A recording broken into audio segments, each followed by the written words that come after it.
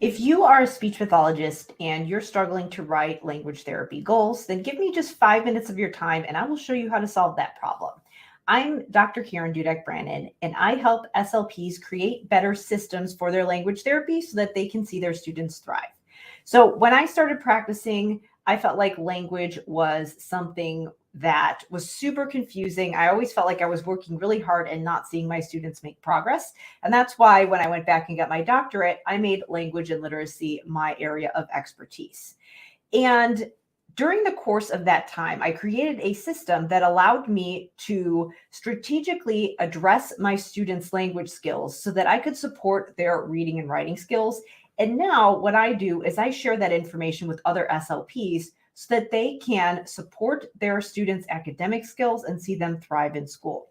So when I get questions about goals, a lot of times what people are trying to do is, number one, they're kind of putting the cart before the horse. So they are trying to figure out the goal statements before they understand the framework that they need to use in order to give their students the underlying language skills that they need to support strong comprehension skills. A lot of times they have students that are coming to them and they're struggling to make inferences. They're struggling with general comprehension. A lot of times they're behind in reading and writing, and they're just overall struggling in school, and the SLP doesn't really know where to start.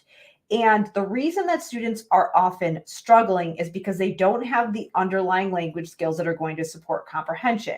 And the teachers might be working on comprehension in the classroom, but what's happening is that there's not a lot of scaffolding and there's not a lot of support in the skills that are actually causing those comprehension problems. So you as the SLP need to come in and provide the support in those areas that are causing those symptoms. So the problem is that a lot of times when people are writing language goals, they're trying to use things like subtests. They're worried that they're not going to be aligned with the curriculum. They're worried that they need to write the standards from the curriculum into their goals in some way, or they just have so many different skills that they could be targeting and they don't know where to focus.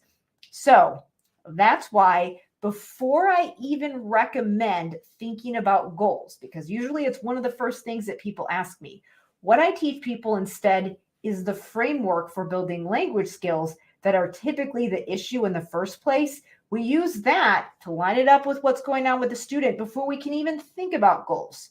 So if you're struggling with goals, I'm giving you permission to just pause for a second and think about something else so that when you actually learn this, you're going to be better prepared to write goals.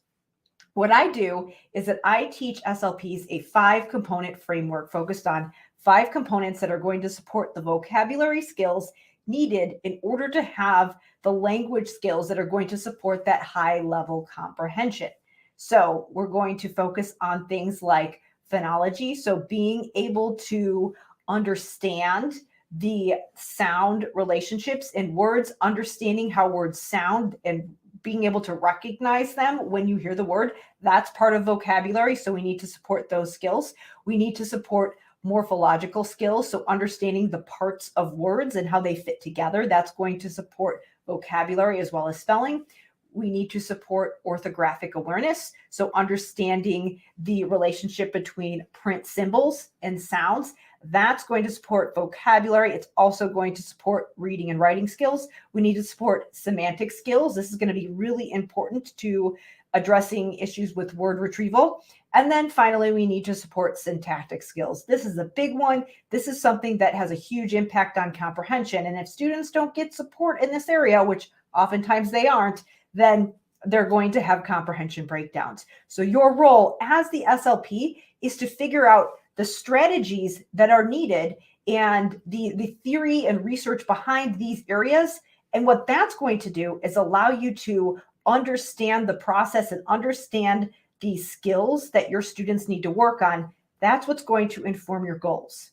So how I actually teach this is I have a program for SLPs called Language Therapy Advanced Foundations, where I show SLPs a structured system for building those 5 things. And what I do is, while we are addressing these skills, I'm also supporting things like metacognition, executive functioning, and the internal dialogue that needs to happen for kids to learn words independently so that they can take what you're doing with them in therapy and apply it to other situations so that you actually have generalizations. It's really about the process that we are using to help support language.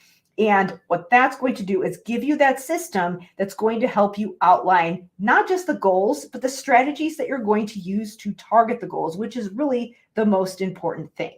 So if you are an SLP and you're struggling to write goals, or you're just struggling to understand how you can support your students' language skills so that they can thrive in the areas of vocabulary, reading, writing, and just actually enjoy school, and then I invite you to sign up for Language Therapy Advanced Foundations.